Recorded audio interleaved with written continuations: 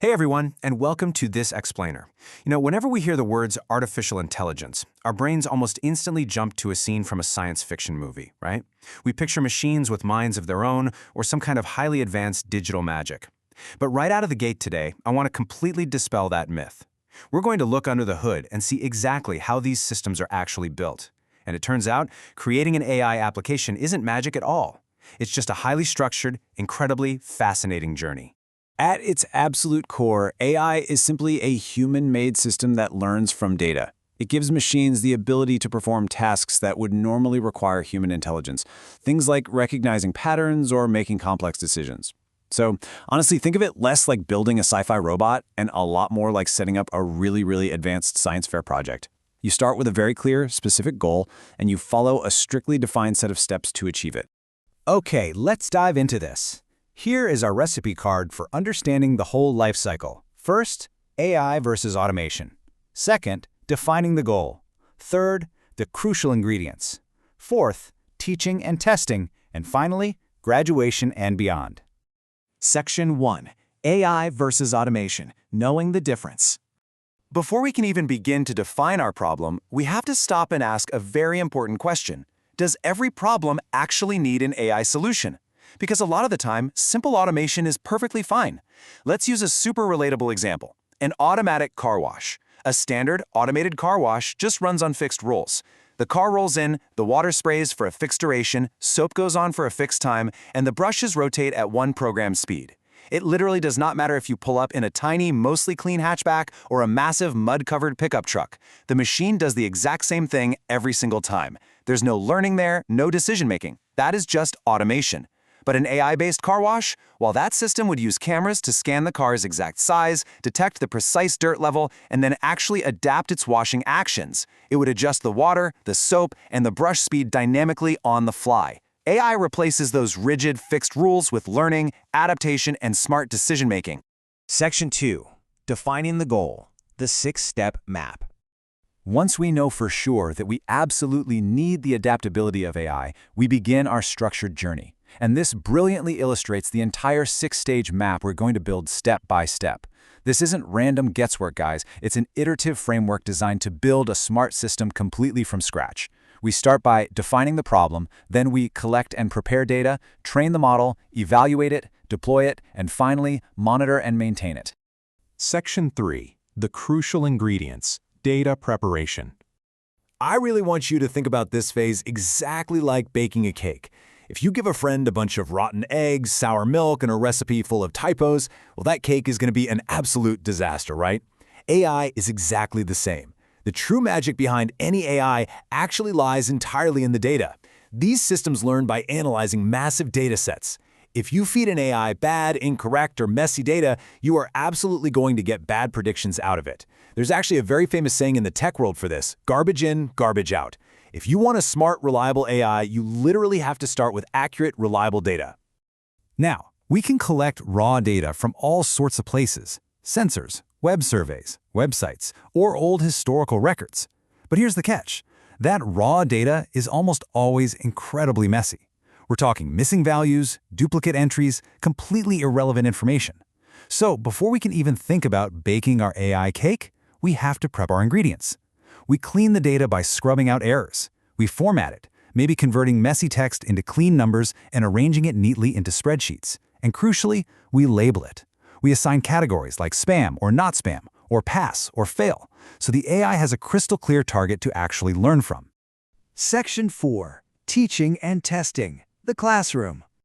Okay, so our data ingredients are perfectly prepped. Let's leave the kitchen now and step into a classroom. In this stage, the AI model works basically like the brain of our whole system. Think of yourself as the teacher, and the AI model is your eager student. That organized, clean data we just prepared, that is the textbook. You teach your AI student by showing it thousands and thousands of examples from this data textbook. And over time, the AI starts to learn the underlying patterns and hidden relationships. It connects the dots all on its own so that eventually it can answer brand new questions. Let's see how this learning process actually works in action. Say we want to build an AI that predicts if a high school student will score above 75% on their final exam. We feed the AI this table of historical data, the AI student studies it and starts noticing patterns. Now, what's really interesting about this slide is how clear those patterns become. Look at student 1 and student 3. The AI sees that they both had attendance of 80% or higher, they both studied for 2 or more hours, and boom, they both scored above 75%. But then it notices student 2. Low attendance, only 1 hour of study time, and they failed to hit that 75% mark. By endlessly analyzing these exact relationships, the AI is quite literally learning what it takes to succeed. But here is the absolute critical question. Just because the AI stared at the textbook, how do we actually know it learned the material? Like, how do we know it didn't just blindly memorize the past data, but can actually predict the future? Well, this brings us perfectly to stage 4, model evaluation. To test our AI student, we basically give it a pop quiz using a brand new test dataset. This is data it has never, ever seen before. Let's introduce student 4 and student 5. We give the AI their attendance records and their study hours, but we completely hide their final test results from it. Based on the patterns it learned just a minute ago, the AI predicts that student 4 is going to score above 75% and student 5 will score below. We then take those predictions and check them against the actual real-world results we were hiding. And in our example here, the AI correctly predicted the outcome for both student 4 and student 5. It got 2 out of 2 right.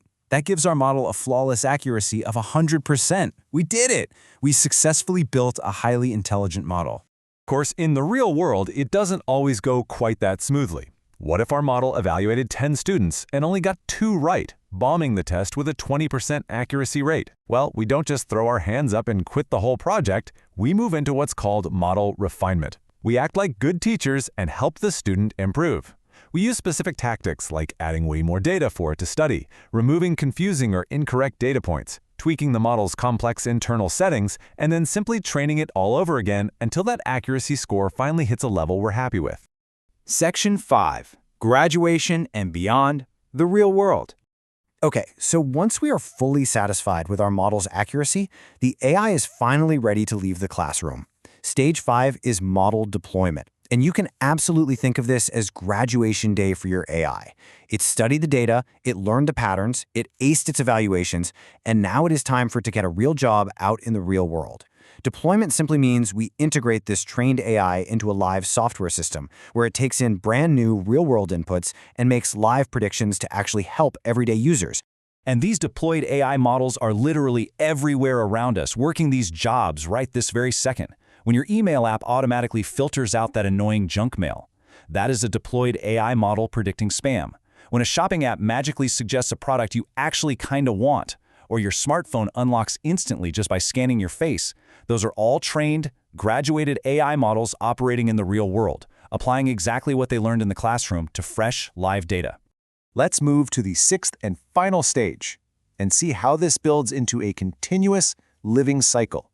You see, once an AI is deployed, the job isn't actually completely finished. We have to perform monitoring and maintenance. Think back to our student exam predictor for a second. What if, a year from now, the high school introduces a totally new, much harder exam pattern, or students drastically change their study habits? The patterns our AI originally learned in the textbook might no longer apply at all, and its real-world accuracy will start to drop. So we have to continually monitor the system's performance and maintain it by feeding it fresh, updated data and retraining it to fix those errors. So the absolutely crucial takeaway here is that an AI project is never truly finished. It is a living, breathing, ongoing cycle. Which leaves us with this final provocative thought to ponder. As the world around us constantly shifts and changes, is the AI you deployed today mathematically guaranteed to be accurate tomorrow? The answer is no, which is exactly why this step-by-step life cycle from defining the initial problem all the way through to continuous, endless maintenance is the absolute foundation of building true digital intelligence. Thank you so much for joining me on this explainer, and I really hope this gives you a whole new perspective on the AI systems you interact with every single day.